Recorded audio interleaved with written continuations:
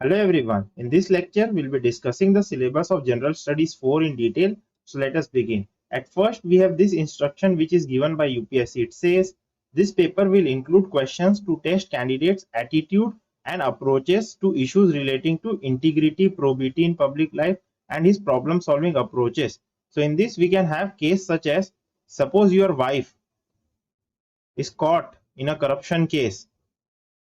Okay, or if there is an allegation of corruption towards her and you are the IAS of that district, so what will be your course of action? So this is testing your attitude, this is testing your integrity and probity. This case is asking you how will you act.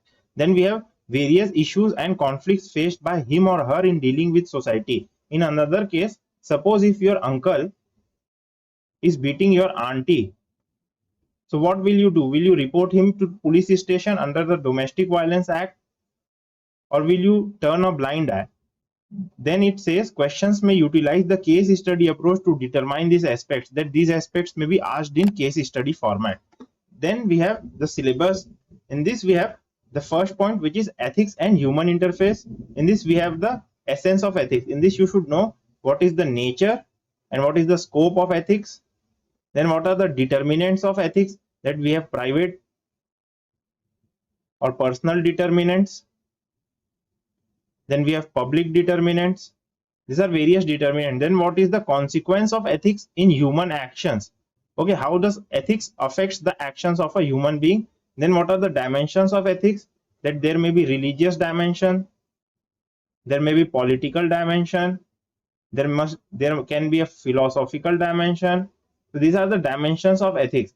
Then we have ethics in private and public relationships. Okay, how do you handle your private and public relations with the help of ethics?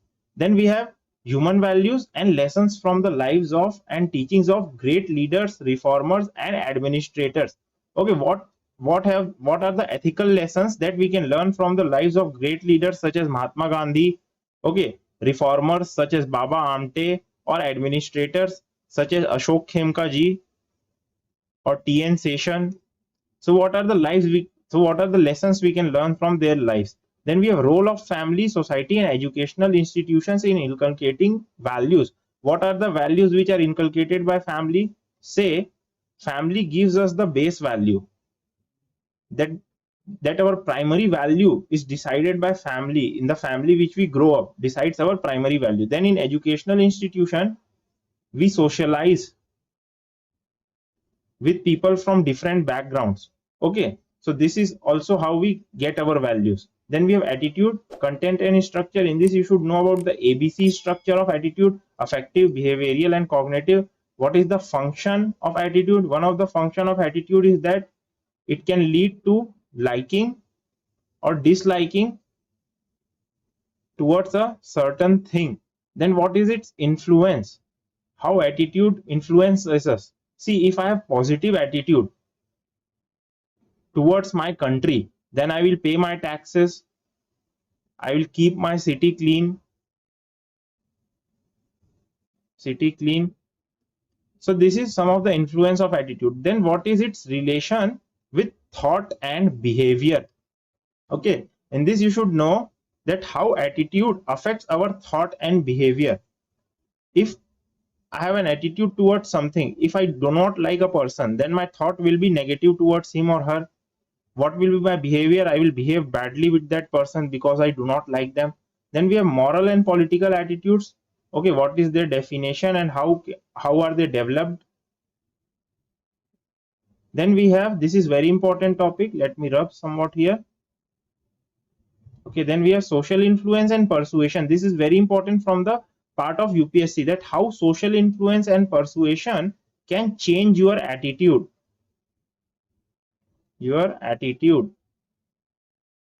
Okay, one of the best example of this is that Swachh Bharat Mission. In Swachh Bharat Mission, what we have done is that we have used social influence and persuasion to change the attitude of people. Then we have aptitude and foundational values of civil service. In this we have various values: integrity, impartiality, non-partisanship, objectivity, dedication to public service, empathy, tolerance, compassion towards the weaker section. In this, you should know the definition of each of them and examples. Say for integrity, we have Ashok Khemka ji. Then for dedication to public service, you can write T.N. Seshan sir, like this.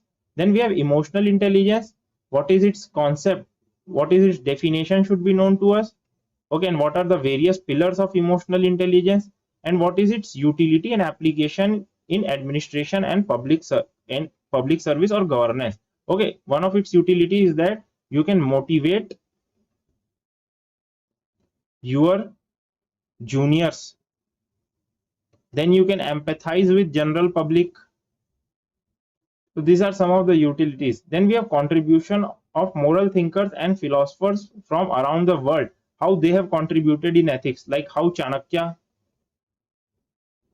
or how Aristotle have contributed to ethics. Then we have public/civil service values. In the values, we have various values like integrity, impartiality, non-partisanship, objectivity, dedication to public service. These are the various values. And ethics in public administration, how it can be ensured. How ethics in public administration can be ensured. Then we have status and problems. Okay, suppose if you are a big IAS, okay, and you are in a problematic situation, so will you use your status to solve the problem, or will you just act like a normal person, that you are a citizen of the country and rule abiding person? So this is the problem with status and various other issues. Then we have ethical concerns and dilemmas in government and private institutions. That what are the ethical dilemmas and concerns we face? Like we have conflict of interest.